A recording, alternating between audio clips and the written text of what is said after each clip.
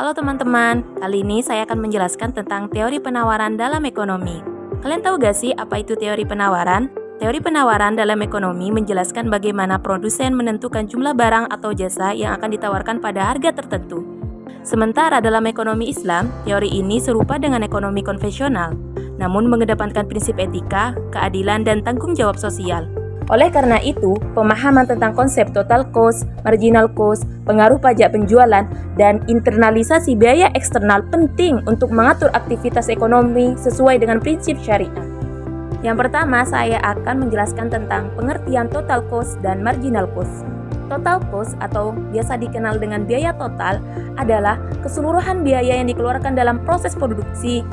Nah, total cost ini terdiri dari dua jenis biaya, yaitu fixed cost atau biaya tetap, yaitu biaya yang tidak berubah meskipun jumlah output bertambah ataupun berkurang, misalnya sewa pabrik ataupun gaji tetap.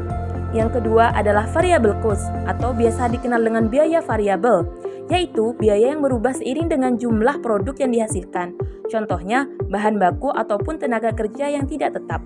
Berikut ini rumus total cost. Total cost diperoleh dari penjumlahan antara total fixed cost dan total variable cost. Dalam ekonomi Islam, total cost harus memastikan bahwa tidak ada unsur haram yang terlibat, seperti riba, yaitu bunga, goror, ketidakpastian, dan maisir atau perjudian, serta tetap memperhatikan keadilan sosial masyarakat. Selanjutnya, saya akan membahas tentang marginal cost atau biasa dikenal dengan biaya marginal. Marginal cost adalah perubahan biaya total akibat penambahan satu unit produk. Misalnya, jika sebuah perusahaan ingin menambah satu unit produksi, biaya tambahan yang timbul disebut dengan biaya marginal. Biaya marginal ini sangat penting dalam menentukan strategi produksi dan harga jual. Berikut adalah rumus marginal cost. Marginal cost diperoleh dari pembagian antara total average cost dan average product. Dalam ekonomi Islam, biaya marginal harus memperhatikan efisiensi dan menghindari pemborosan, sesuai dengan prinsip Islam yang menekankan pengelolaan sumber daya yang bijak. Yang kedua, saya akan membahas mengenai pengaruh pajak penjualan.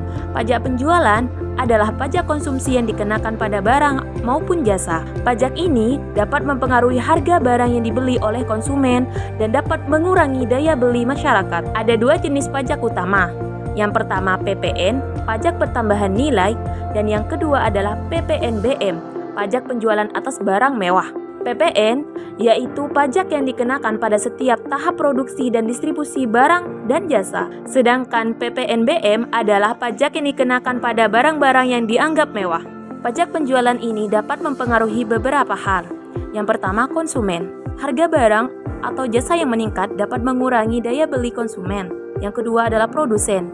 Produsen mungkin saja menaikkan harga jual untuk menutupi pajak, yang memungkinkan mengurangi permintaan. Yang ketiga, pemerintah.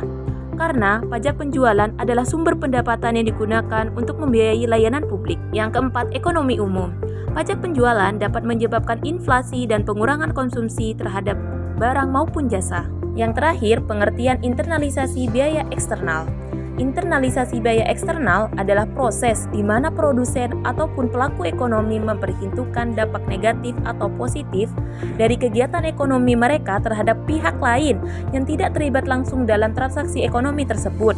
Yang disebut dengan eksternalitas negatif dapat berupa polusi maupun kerusakan lingkungan. Sementara eksternalitas positif itu dapat berupa manfaat dari investasi pendidikan yang dapat meningkatkan kualitas tenaga kerja maupun masyarakat sekitar. Tujuan dari internalisasi adalah untuk memastikan bahwa biaya eksternal tercermin dalam setiap keputusan ekonomi dan mempromosikan efisiensi serta keadilan sosial. Dalam ekonomi Islam, konsep ini mengutamakan tanggung jawab dan keberlanjutan untuk kehidupan yang lebih baik. Baik teman-teman, sekian pembahasan saya mengenai teori penawaran dalam ekonomi. Sampai jumpa di video selanjutnya.